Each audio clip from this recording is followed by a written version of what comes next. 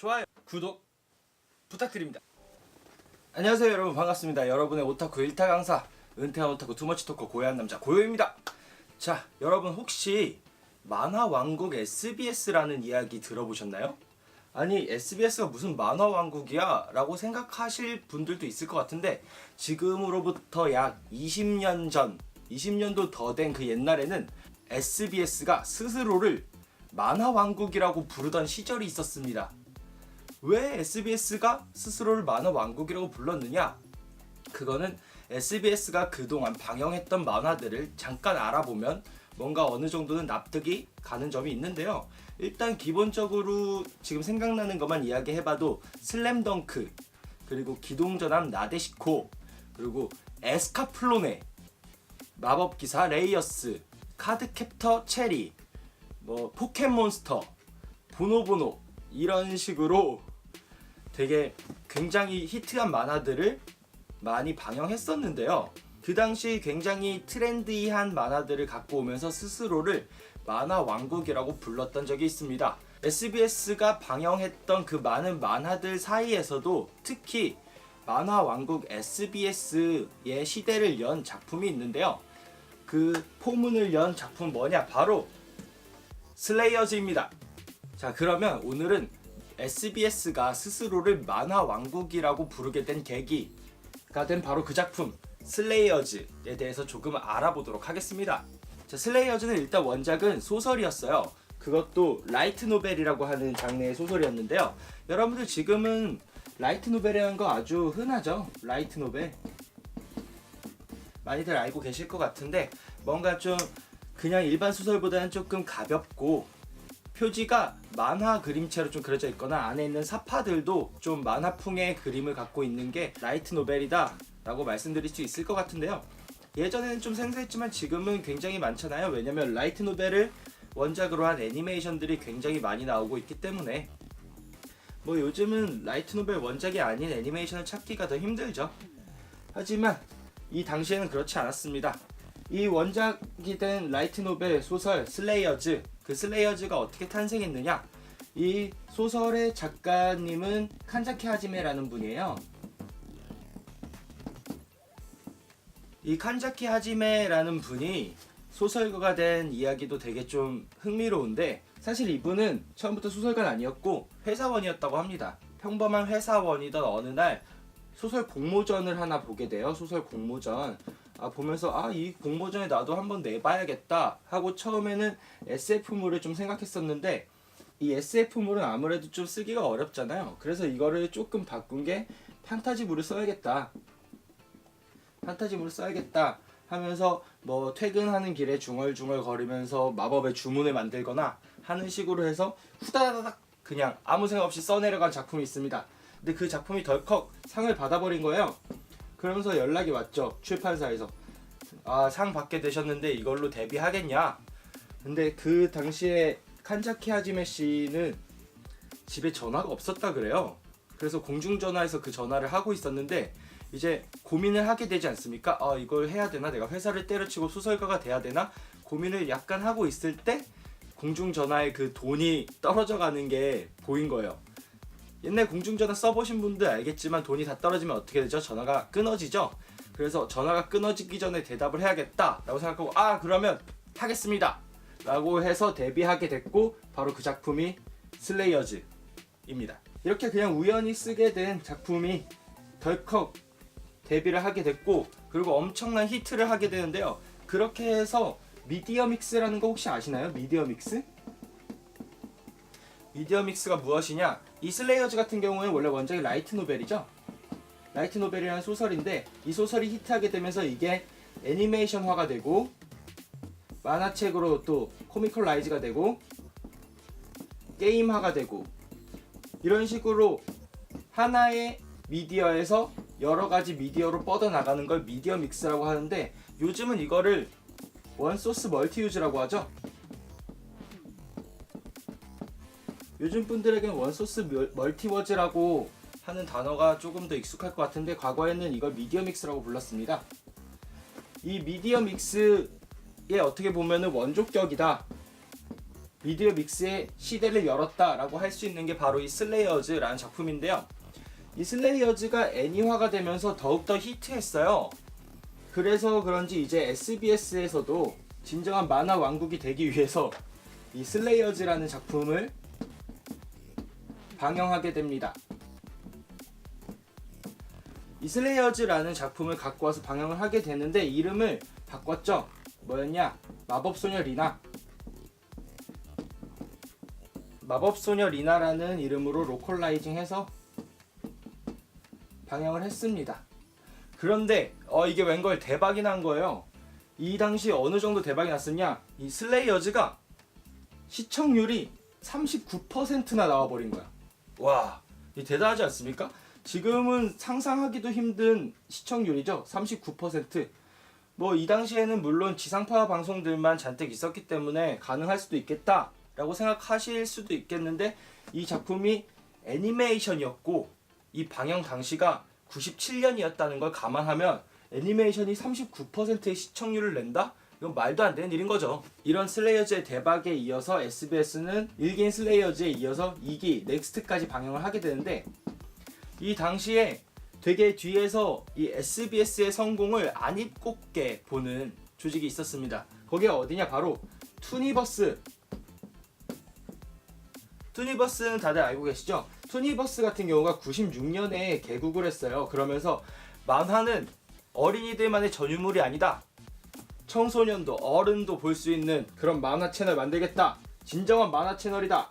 해서 투니버스가 개국했는데 투니버스가 왜 이 SBS의 성공을 안 입곱게 봤냐? 왜냐면 투니버스가 사실은 SBS보다 먼저 슬레이어즈를 방영하고 있었던 거예요. 투니버스 같은 경우는 말괄량이 전사라는 이름으로 이미 96년 9월쯤이었죠? 이 슬레이어즈를 방영하고 있었어요.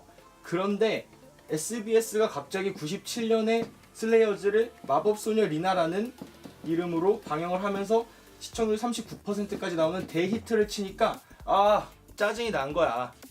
투니버스 짜증이 나죠. 우리가 먼저 갖고 왔는데 뒤늦게 갖고 와가지고 저 따라쟁이들이 히트를 쳐 빠기치게 됩니다. 그리고 아마 SBS도 투니버스가 먼저 하고 있던 걸 알고 있었던 것 같아요. 당연히 알고 있었겠죠. 왜냐면 SBS에서 슬레이어즈를 갖고 온 사람들도 오타쿠였을 테니까. 뭐 나중에 에스카플로네 같은 작품을 갖고 온 거 보면 SBS의 PD들은 확실히 오타쿠가 맞는 것 같습니다. 자, 그런데 이미 말괄량이 전사라는 이름으로 투니버스에서 하고 있었잖아요. 그래서 이 SBS가 어떻게 하냐? 마법소녀 리나라는 이 작품을 무려 주 4회 방영하게 됩니다. 주 4회 방영하면서 일주일에 4개씩 나오니까 엄청난 스피드로 투니버스의 방영분을 따라가는 거죠. 이때부터 SBS와 투니버스의 대결이 이제 시작되게 됩니다. 이 슬레이어즈 1기, 2기가 모두 히트하게 되고 그럼 당연히 3기를 이제 방영해야 되겠죠? 3기 같은 경우가 슬레이어즈 트라이라고 해서 이 트라이 같은 경우는 원래 원작 소설에는 없는 오리지널 스토리로 진행된 작품인데요. 이제 SBS도 이 작품을 슬레이어즈 트라이를 방영하게 됩니다. 그런데 SBS가 투니버스보다 일주일 정도를 빨리 방영하게 됐어요. 그럼 보통 이렇게 새로 갖고 온 애니메이션은 주 1에서 2회 정도 방영하게 되겠죠? 그래서 SBS가 먼저 방영 시작하고 일주일 후에 투니버스가 방영 시작했는데 이 SBS 판도 당연히 대히트를 했겠죠. 전작이 엄청나게 히트했기 때문에 그 전작의 히트를 이어서 그 기세로 슬레이어즈 트라이도 SBS에서 35%라는 시청률을 냅니다. 대박이죠. 그럼 사람들이 다 SBS 판을 볼 거 아니에요. 근데 기껏 투니버스도 슬레이어즈를 갖고 왔는데 어떡할 거냐? 그렇게 해서 투니버스가 내린 결정, 신작 만화임에도 불구하고 일주일 동안 몰아서 매일매일 방영했습니다. 여기 SBS에서 먼저 끝나버리면 투니버스 걸 안 볼 거 아니에요. 투니버스가 자기들 시청률을 올리려고 이걸 일주일 동안 매일매일 방영해요. 그래서 결국 시작은 SBS가 먼저 했지만 끝나기는 투니버스에서 먼저 끝나게 됐습니다. 이런 재밌는 스토리가 있었고요. 그리고 투니버스판과 SBS판의 차이점이 있었는데 이 말괄량이 전사 같은 경우에는 투니버스판이죠. 일단 제목부터가 좀 구리지 않습니까? 말괄량이 전사? 이 슬레이어즈를 전사 주인공이 말괄량이 전사다라고 한 것 같은데 오히려 전사보다는 마법사에 가깝죠. 리나 인버스는 뭐 그렇기 때문에 SBS에서는 마법소녀 리나라는 제목으로 한 것 같은데 저는 제목 면에서 일단 SBS가 이기고 들어갔다라고 볼 수 있겠습니다. 투니버스 같은 경우에는 대신 그런 게 좋았어요. 오프닝이 투니버스는 원래 있던 오프닝을 그대로 가져와서 뭐 가사만 개사한 다음에 냈었거든요. 근데 이 SBS 같은 경우에는 SBS는 항상 오리지널 오프닝을 좀 만드는 편인 것 같아요. 슬램덩크 같은 경우에도 그랬고, 그리고 또 전설용사 다간 같은 경우에도 그랬고, 또 카드캡터 체리 같은 경우에도 그랬죠. 포켓몬스터 같은 경우도 그렇고 해서 여기 마우스의 리나 같은 경우도 오프닝을 자체 제작했습니다. 아 그런데 문제가 이 오프닝이 좀 구려요. 이때가 좀 초창기라 그런지 오프닝을 좀 구리게 뽑아냈더라고요. 그래서 이 오프닝 같은 면에서는 투니버스가 일단 이겼다 라고 볼 수 있겠고, 그래서 그런지 3기 트라이를 할 때는 둘 다 원래 있던 오프닝을 그대로 개사하고 SBS도 원래 있던 오프닝을 그대로 써서 개사하게 되는데 여기에 승부수를 띄웁니다. SBS는 진짜 PD가 오타쿠였던 것 같은 게 SBS는 성우의 아이돌화를 좀 노렸던 것 같아요. 아이돌화까지는 아니고 어쨌든 성우들이 인기를 끌게 만들겠다, 성우 오타쿠들을 만들겠다 이런 생각이 좀 있었던 것 같은데 이 SBS의 리나 인버스는 그 당시 뭐 대한민국에서 최고의 성우라고 부를 수 있는 최덕희 성우가 맡았거든요. 리나 인버스. 그렇게 해서 이 트라이에 나왔던 오프닝을 최덕희 성우가 부르게 합니다. 와 그러면 이 대한민국의 오타쿠 여러분들이 굉장히 환호하게 되겠죠. 오 SBS는 트렌드를 뭘 좀 안다. 왜냐면 그 당시 일본에서는 이미 미소녀전사 세라문 같은 게 히트되면서 성우들이 OST를 부르고 뭐 전국 콘서트를 하고 이런 식으로 성우의 아이돌화가 이미 진행되고 있었거든요. 그걸 알고 있는 SBS도 이렇게 성우가 직접 오프닝을 부르게 하면서 오타쿠들을 좀 더 열광하게 한 거죠. 그렇게 해서 이제 트라이 때 오프닝은 SBS가 이겼다 라고 저는 좀 보고 있습니다. 이 성우 얘기가 나와서 하는 얘기인데 성우계에도 대결 구도 같은 게 있잖아요. 그 당시에도 최덕희 성우의 대결 상대는 누구냐? 정미숙 성우겠죠? 옛날 성우 덕들도 그런 얘기 많이 하지 않았습니까? 최덕희가 짱이다, 정미숙이 짱이다 이런 얘기 많이 했었는데 투니버스판 리나 인버스가 바로 정미숙이었어요. 정미숙 성우. 그렇기 때문에 여기서도 조금 더 대결 구도가 있었고 이런 것도 만화를 보는 하나의 좀 재밌는 요소가 되었던 것 같습니다. 그리고 이 둘의 또 차이점. 사실 이 당시에 슬레이어즈를 접한 분들은 투니버스에서 먼저 접한 분들은 투니판을 조금 더 쳐주고 SBS를 먼저 접한 분들은 SBS판을 좀 쳐주는 편인데 그 안에서도 그래도 SBS가 좀 낫다 라고 둘 다 얘기하는 경우가 뭐가 있냐? 번역 문제. 이 슬레이어즈에는 마법 주문들이 나오잖아요. 대표적으로 우리 드래곤 슬레이브라는 기술과 기가 슬레이브라는 기술이 있는데 사실 이 기술 같은 경우가 전부 영어기 때문에 굳이 로컬라이징 해서 한국어로 바꿀 이유는 없었다고 생각이 돼요. 그래서 그런지 SBS는 그대로 이 드래곤 슬레이브와 기가 슬레이브라는 이름을 그대로 사용했고, 근데 웃기게도 만화 전문 채널이라고 얘기했던 투니버스가 오히려 이걸 로컬라이징 하게 되는데 드래곤 슬레이브를 뭐라고 번역하냐? 마법의 심판이라는 이름으로 번역을 했어요. 드래곤 슬레이브가 마법의 심판이 된다?